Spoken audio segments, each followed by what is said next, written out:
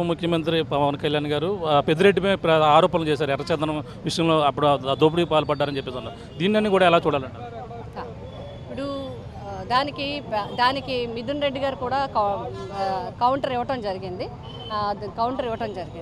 నేను ఏ పరీక్షకైనా నేను సిద్ధంగా ఉన్నాను, సత్య శోధనకు కూడా సిద్ధంగా ఉన్నాను. ఈ 1 సంవత్సరం కాదు 3 సంవత్సరాలైనా ఎన్ని సంవత్సరాల ముందు నుంచైనా నా మీద చేసుకోమన్నారు. కాబట్టి నేనేమంటానంటే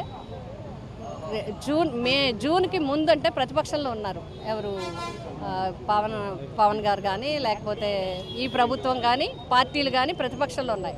కాబట్టి అప్పుడు ఆరోపణలు చేయడమే ప్రధానం. బట్ ప్రభుత్వంలోకి వచ్చిన తర్వాత ఆరోపణలను రుజువు చేయాల్సిన బాధ్యత వారి మీద ఉంటుంది. కేంద్రంలోనూ రాష్ట్రంలోనూ ఆయన స్వయంగా వారందరూ కూడా అధికారంలో ఉన్నారు. కాబట్టి అధికారంలో ఉన్నప్పుడు ఆరోపణలు చేయటం, వ్యక్తుల్ని మరీ కించపరచడం, మీటింగుల్లో వాళ్ళకి ఇబ్బంది కలిగించేలా మాట్లాడటం కరెక్ట్ కాదు.